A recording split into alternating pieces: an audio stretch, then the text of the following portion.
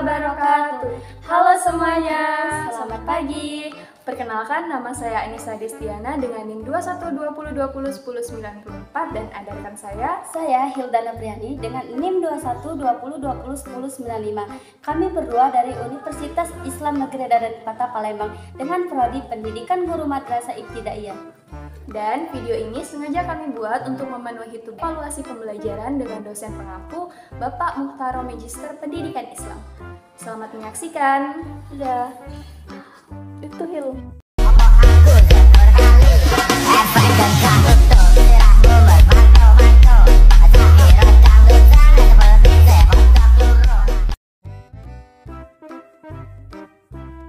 Oke teman-teman, langsung aja di sini kita akan membahas mengenai materi tingkat kesukaran dan daya beda soal. Sebelumnya video ini dibuat untuk memenuhi tugas mata kuliah evaluasi pembelajaran dengan dosen pengampu Bapak Muhtarom MPDI. Dan ini untuk anggota kelompok 9 semuanya udah kenal ya. Ada aku Anissa Destiana dan ada teman aku Hildana Priani.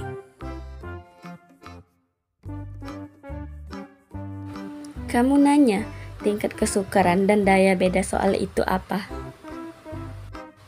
Kalau mau tahu, disimak ya videonya.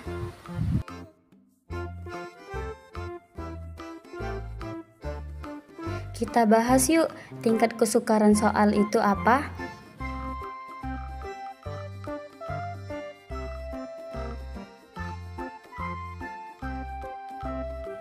Sebelum kita membahas materi PPT di samping, banyak pendapat menyatakan bahwa untuk memperoleh kualitas soal yang baik, di samping memenuhi validitas dan realitas, adalah adanya keseimbangan dari tingkat kesulitan soal tersebut. Keseimbangan yang dimaksudkan adalah adanya soal-soal yang termaksud mudah, sedang, dan sukar secara profesional. Persoalan yang penting dalam melakukan analisis tingkat kesukaran soal adalah penentuan proporsi dan kriteria soal yang termasuk mudah, sedang, dan sukar. Dari penjelasan ini, sebenarnya teman-teman sudah ada gambaran sedikit mengenai pengertian tingkat kesukaran soal. Lalu, apa sih tingkat kesukaran soal itu? Bisa teman-teman lihat dan baca mengenai pengertian tingkat kesukaran soal, bisa kita simpulkan ada kata sukar, sedang, dan mudah. Nah, tingkat kesukaran soal dipandang kesanggupan atau kemampuan siswa dalam menjawabnya, bukan dilihat dari sudut guru atau sebagai pembuat soal. Nah, kita lanjut materi tentang bagaimana sih tingkat kesukaran soal. Sebenarnya, perbandingan bisa sesuai guru yang ingin membuat soal. Namun di sini kami ada dua contoh perbandingan tingkat kesukaran soal yang bisa dipraktekkan. Yang pertama, 3, 4, 3. Artinya 30% soal kategori mudah, 40% kategori sedang, dan 30% kategori sukar. Yang kedua, 3, 5, 2. Artinya 30% soal kategori mudah, 50% kategori sedang, dan 20% kategori sukar. Yang penting, dalam soal itu terdapat 3 tingkat kesukaran, yaitu sedang, mudah, dan sukar, yang mana presentasinya harus 100%. Misalnya, tes objektif pilihan berganda dalam pelajaran matematika disusun sebanyak 60 pertanyaan. Dari 60 pertanyaan tersebut, soal kategori mudah sebanyak 20, kategori sedang sebanyak 20, dan kategori sukar sebanyak 20. Oke, tadi kita udah bahas nih mengenai pengertian tingkat kesukaran soal sama si Hilda. Kemudian kita bahas mengenai langkah-langkah perhitungan tingkat kesukaran soal. Sebelumnya, Tingkat kesukaran soal ini merupakan ukuran kemudahan soal. Jika semakin tinggi indeks tingkat kesukaran atau proporsinya, maka semakin mudah soal tersebut. Dan sebaliknya. Dan di sini ada contoh, di situ 0,00 itu disebut dengan soal sukar dan 1,00 itu disebut dengan soal yang mudah. Untuk penjelasannya nanti di akhir ya. Dan kita lanjut. Di dalam istilah evaluasi indeks, kesukaran ini diberi simbol P, yaitu singkatan dari kata proporsi tadi. Dengan demikian, maka soal dengan proporsi 0,70 lebih mudah jika dibandingkan dengan proporsi 0,20. Dan sebaliknya, soal dengan proporsi 0,30 lebih sukar daripada soal dengan proporsi 0,80. Jika teman-teman bisa lihat dan analisis pada tabel di samping, bisa kita ketahui bahwa ketika indeks itu semakin tinggi atau yang paling tinggi itu 1,00, maka soal itu dinyatakan tingkat kesukarannya mudah.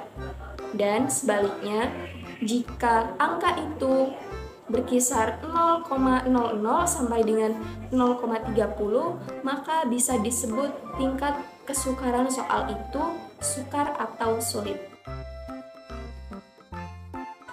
Oke, tadi kita udah bahas ya beberapa teori, kemudian ada pengertian dan juga ada langkah-langkah.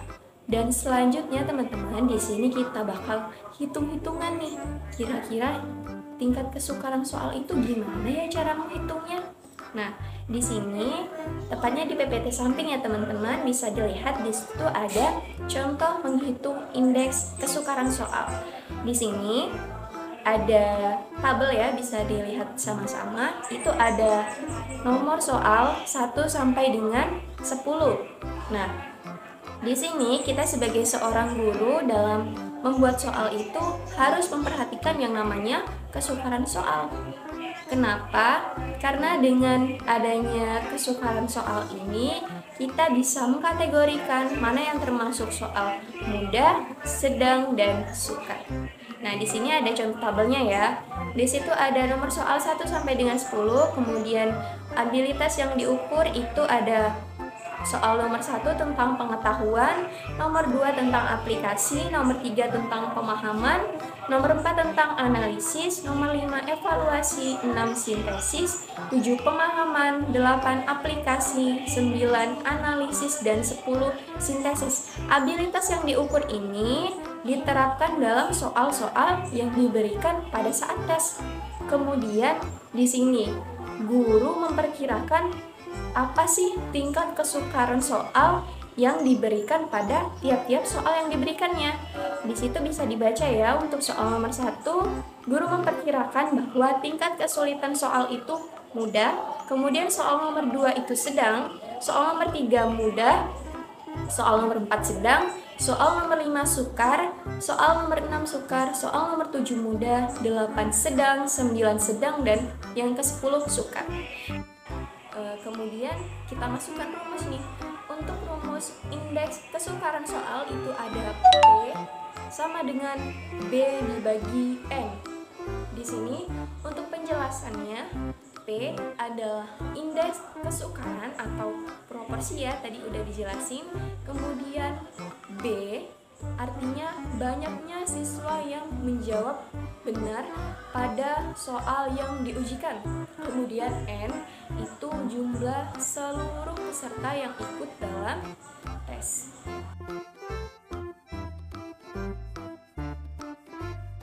Kemudian ketika guru sudah menetapkan nih tingkat kesukaran soalnya, dan soal tersebut diberikan kepada 20 orang siswa dan tidak seorang pun yang tidak mengisi seluruh pertanyaan tersebut. Setelah diperiksa, hasilnya adalah sebagai berikut, akan ditampilkan pada PPT di samping. Oke, di sini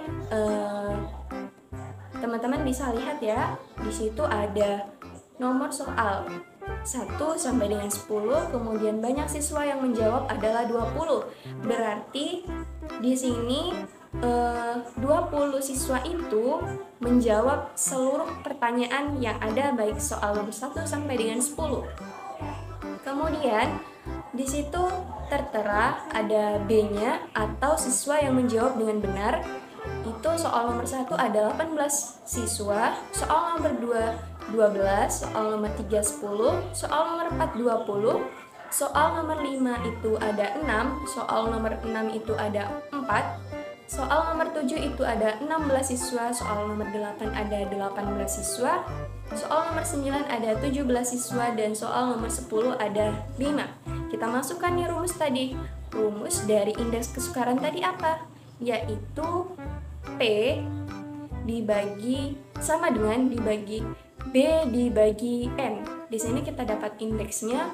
Untuk soal nomor 1 itu indeksnya adalah 0,9. Berarti kategori soal ini adalah mudah.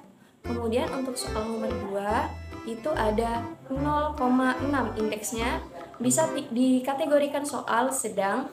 Dan soal nomor 3 itu 0,5, kategorinya sedang.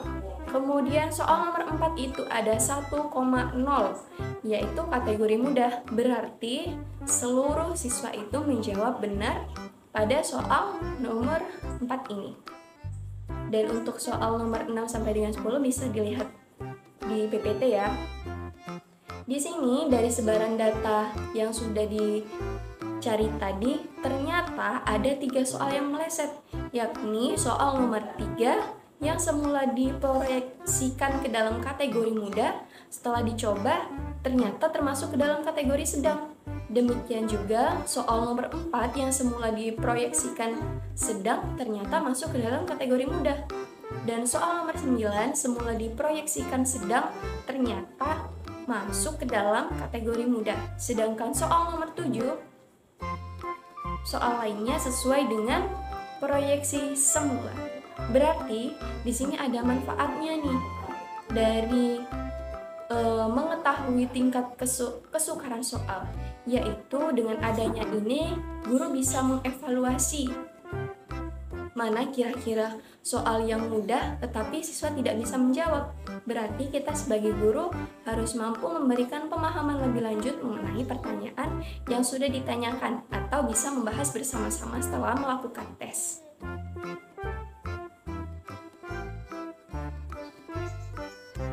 Nah, ini ada lanjutannya nih. Atas dasar data tersebut, ketiga soal di atas harus diperbaiki kembali, yaitu soal nomor 3 diturunkan ke dalam kategori mudah, soal nomor 4 dinaikkan ke dalam kategori sedang, dan soal nomor 9 dinaikkan ke dalam kategori sedang. Dan inilah teman-teman fungsi dari mengetahui tingkat kesukaran soal. Tadi ada yang ingat nggak kira-kira rumusnya apa? Ya, benar sekali, rumusnya adalah P sama dengan B, yaitu banyaknya siswa yang menjawab betul dibagi dengan N, dibagi dengan banyaknya siswa. Dan indeks kesukaran ini dinilai per soal. Jadi di sini nanti kita bisa mengetahui soal nomor 1 yang ternyata guru memproyeksikannya itu mudah, ternyata siswanya nggak tahu. Berarti kita sebagai guru harus mampu memberikan pemahaman lebih lanjut mengenai soal yang kita ujikan tadi. Mungkin di sini teman-teman udah sedikit paham ya, minimal mengetahui rumus dari indeks kesukaran soal atau bagaimana mencari indeks kesukaran soal. Materi selanjutnya ini ada fungsi tingkat kesukaran soal. Nah, bisa dilihat di PPT di samping, ini ada 3 fungsi, yaitu yang pertama, tingkat kesukaran sedang. Misalnya, untuk keperluan ujian, semester digunakan butir soal yang memiliki tingkat kesukaran sedang. Yang kedua, tingkat kesukaran tinggi. Misalnya, untuk keperluan seleksi digunakan butir soal yang memiliki tingkat kesukaran tinggi atau sukar. Yang ketiga, tingkat kesukaran mudah. Misalnya, keperluan diagnosis bisa digunakan butir soal yang memiliki tingkat kesukaran rendah atau mudah. Jadi, ada 3 fungsi dengan adanya tingkat kesukaran soal. Materi selanjutnya ada pertimbangan dalam tingkat kesukaran soal. Yang pertama, abilitas yang diukur dalam pertanyaan tersebut. Misalnya, untuk di bidang kognitif, aspek pengetahuan atau ingatan dan pemahaman tersebut kategori mudah, aspek penerapan dan analitis termasuk kategori sedang, dan aspek sintesis dan evaluasi termasuk kategori sukar. Yang kedua, sifat materi yang diujikan atau ditanyakan, misalnya ada fakta, konsep, prinsip, dan hukum serta generalisasi. Fakta termasuk ke dalam kategori mudah, konsep dan prinsip masuk ke dalam kategori sedang, dan generalisasi atau menarik kesimpulan termasuk ke dalam kategori sukar. Selanjutnya, yang ketiga, isi bahan yang ditanyakan sesuai dengan bidang keilmuannya tentang persoalan. Isi bahan yang akan diujikan, guru sendiri harus bisa menentukan mana yang termasuk mudah, sedang, sukar. Dengan kata lain, untuk menentukan kesulitan, isi bahan kewenangan ada pada guru itu sendiri. Yang terakhir, bentuk soal, misalnya dalam tes objektif, tipe soal pilihan benar, salah, atau mudah daripada pilihan berganda dengan option 3 atau 4 menggandakan relatif lebih sulit daripada pilihan berganda jika terdapat 5 atau lebih yang harus dipasangkan.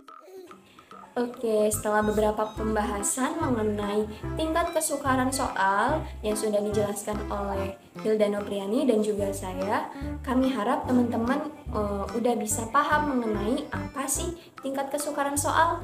Dan di sini kita lanjut materi mengenai daya beda soal. Daya beda soal itu apa ya? Oke, kita akan bahas mengenai pengertian daya beda atau daya beda soal. Menurut pendapat ahli yaitu Anas Sudijono.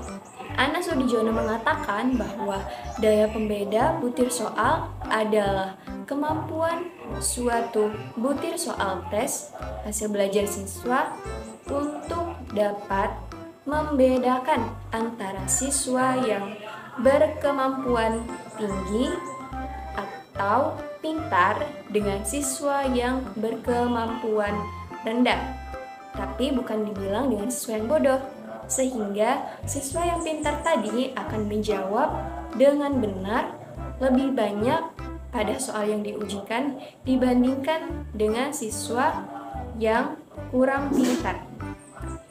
Nah, di bawah ini ada 3 titik pada daya pembeda, yaitu negatif. 100 yaitu daya pembeda negatif. 0,00 itu adalah daya pembeda rendah, sedangkan 1,00 adalah daya pembeda tinggi. Mungkin di sini teman-teman masih bingung, daya pembeda itu seperti apa sih? Daya pembeda soal itu adalah soal itu dapat membedakan mana siswa yang berkemampuan tinggi dengan siswa yang berkemampuan rendah. Maka dengan itu, siswa yang lebih pintar pastinya akan menjawab soal lebih banyak daripada siswa yang kemampuannya rendah. Dan untuk penjelasannya lebih lanjut agar kita semua bisa paham, di sini kita langsung saja ya masuk ke materi selanjutnya. Oke, mungkin dari penjelasan sebelumnya itu teman-teman masih kurang paham mengenai daya pembeda soal. Di sini kita akan lanjut dulu mengenai langkah-langkah dalam perhitungan daya beda soal. Diharapkan setelah penjelasan ini nanti kita bisa sama-sama ya menyimpulkan daya beda soal itu apa sih. Dan di sini sebelumnya kita pindah slide dulu ya, karena untuk di PPT ini tidak cukup untuk merangkum semua langkah-langkah dalam perhitungan daya pembeda soal. Oke teman-teman, di sini untuk cara perhitungan dari daya beda soal itu sendiri dibagi menjadi 3, yaitu yang pertama ada untuk kelompok kecil, yang kedua ada untuk kelompok besar, dan yang ketiga ada analisis fungsi distraktor. Dan untuk bagaimana penyelesaiannya ini cukup panjang, jadi nanti akan kita jelaskan secara terpisah pada slide berikutnya. Oke, di sini ada penjelasan dan nanti akan saya jelaskan secara satu persatu. Dan untuk kita bahas dulu untuk kelompok kecil. Nah, untuk kelompok kecil ini untuk penyelesaiannya lumayan mudah teman-teman. Jadi nanti kita membagi siswa itu ke dalam 2 kelompok, yaitu 50% kelompok atas dan 50% kelompok bawah. Jadi untuk mengetahui daya beda soal itu, misalnya di dalam kelas ada 20 siswa, berarti nanti untuk 10 siswa itu ada yang termasuk kategori kelompok atas dan 10 orang atau 10 siswa termasuk ke dalam kategori kelompok bawah. Dan di sini untuk rumus untuk kelompok kecil ini lumayan mudah, jadi nanti teman-teman tinggal mengurutkan dari masing-masing siswa tersebut mana yang memiliki nilai paling besar. Misalnya di sini ada si A memiliki nilai 9, kemudian si B memiliki nilai 8, si C nilainya 7, si D 7, si E 6. Nah, ini sudah termasuk perhitungan daya beda kelompok kecil, dan tentu saja penyelesaiannya lumayan mudah, yaitu tadi hanya tinggal membagi siswa ke dalam 50% kelompok atas dan 50% kelompok bawah berdasarkan nilai yang sudah dia punya. Kemudian kita masuk untuk materi yang kedua. Di sini ada tentang untuk kelompok besar. Untuk rumusnya ini lumayan banyak. Jadi di sini untuk rumusnya itu ada D sama dengan BA dibagi A dikurang BB dibagi JB sama dengan PA dikurang PB. Nah, ini untuk penjelasannya bisa dibaca ya. J itu jumlah peserta tes, JA banyaknya kelompok atas, JB banyaknya kelompok bawah, BA banyaknya kelompok atas menjawab soal itu dengan benar, BB banyaknya kelompok bawah menjawab soal itu dengan benar. Untuk mencari PA itu BA dibagi JA, dan untuk PB itu BB dibagi JA. Nah, di sini ada contoh tabel atau nilai soal yang sudah didapat dari 20 siswa di kelas. Dan untuk cara pertama itu kita tinggal mengurutkan siswa-siswa itu dalam soal itu benar berapa. Misalnya di sini kita lihat dulu. Nah, di sini A itu jumlah benarnya ada 5, B jumlah benarnya ada 7, C jumlah benarnya ada 8, dan seterusnya. Sehingga kita dapat data atau kita dapat skor seperti ini. Nah, ini udah kita dapat. Seterusnya kita urutkan nih. Seperti yang untuk kelompok kecil tadi, kita urutkan dulu siapa-siapa 10 orang yang termasuk ke dalam kelompok atas dan siapa-siapa yang termasuk ke dalam kelompok bawah. Jadi ini udah kita urutkan nih. Untuk kelompok atas ini ada yang dapat nilai yang benar 10, kemudian ada yang benar 9, ada yang benar 8, 7, 7, Nah, untuk kelompok bawah ini rentang nilainya dari 6 sampai dengan 3. Udah paham ya? Tadi yang pertama adalah kita jelasin dulu, misalnya yang A benernya berapa, yang terus itu siswa yang B nih benernya berapa, kemudian kita urutkan dari yang nilainya terbesar sampai dengan yang terkecil, yaitu membaginya 50% kelompok atas dan 50% kelompok bawah. Nah, ini tadi kalau misal belum diurutin ya, jadinya seperti ini. Kalau yang di atas tadi udah diurutin. Dan di sini langsung aja kita cari sebelumnya di sini.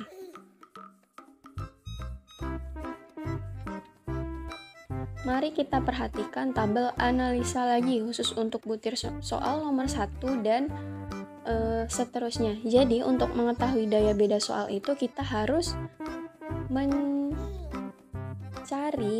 setiap soal. Misalnya soal nomor 1 itu ada berapa orang yang menjawab benar, dan kemudian dari kelompok bawah itu ada berapa orang yang menjawab benar. Nah, kemudian kita masukkan nih ke dalam rumus dan tinggal kita bagi, tinggal kita kurang dan dapatlah hasil 0,8 dan 0,3. Kemudian kita masukkan rumus lagi.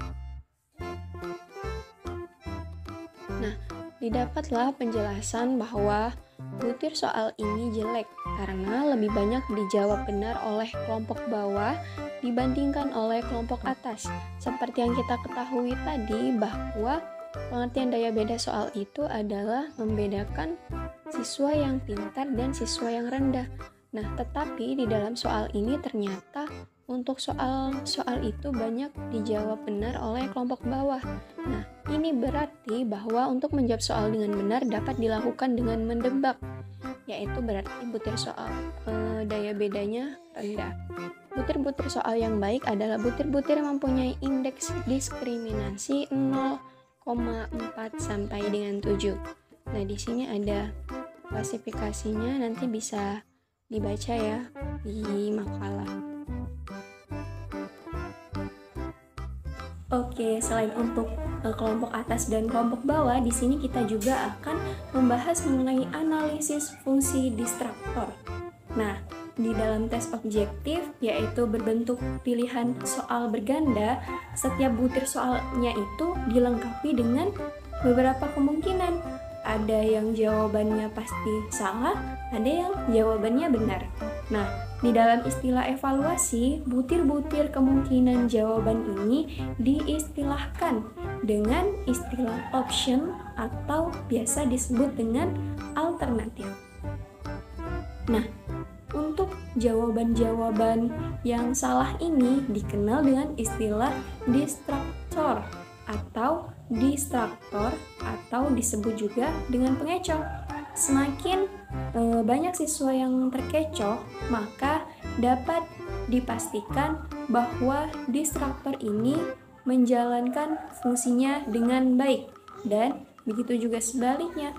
Maka apabila ketika guru membuat sebuah soal pilihan ganda, dan pastinya di situ akan ada 3 kemungkinan jawaban yang salah. Apabila di situ guru salah dalam membuat distraktor dan siswanya mudah menebak jawaban tersebut, ini berarti bahwa analisis fungsi distraktor yang ia gunakan salah. Nah, hampir kita udah masuk nih. Materi yang terakhir ada manfaat adanya daya beda soal. Ada beberapa manfaat dari adanya daya beda secara umum dapat dijelaskan seperti bisa di samping. Yang pertama, meningkatkan mutu setiap butir. Artinya, untuk meningkatkan mutu setiap butir soal melalui data empiriknya dengan tujuan apakah butir soal tersebut baik, perlu direvisi atau tidak. Yang kedua, mengetahui sejauh mana soal dapat mendeteksi kemampuan siswa, artinya mengetahui seberapa jauh masing-masing butuh soal dapat mendeteksi atau membedakan kemampuan siswa, yaitu siswa yang memahami atau belum. Nah, di sini kita akan masuk ke materi yang terakhir, yaitu mengenai batas kualitas butir soal. Nah, untuk mengetahui batas kualitas butir soal, patokan yang dipegang adalah di tabel di samping. Nah, bisa dijelaskan yaitu besar angka indeks diskriminasi soal, yaitu misal bertanda minus atau negatif, itu interpretasinya butir soal daya tersebut jelek sekali. Kemudian jika kurang dari 0,20 artinya butir soal daya pembedanya jelek. Nah, jika 0,20 sampai 0,40 itu butir daya pembedanya cukup. 0,40 sampai 0,70 itu butir dayanya baik, dan jika 0,7 sampai dengan 1,0 itu artinya baik sekali. Berarti untuk tingkatannya ini hampir sama dengan tingkat kesukaran tadi. Namun untuk daya pembeda ini patokannya lebih banyak daripada tingkat kesukaran tadi.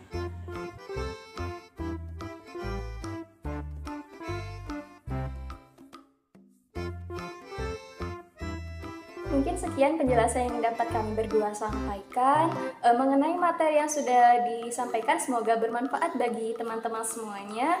Dan apabila ada yang ingin ditanyakan, bisa komen di bawah. Dan jangan lupa di komen, like, and subscribe. Saya Anissa Destiana. Saya Hildana Priani. Thanks for watching.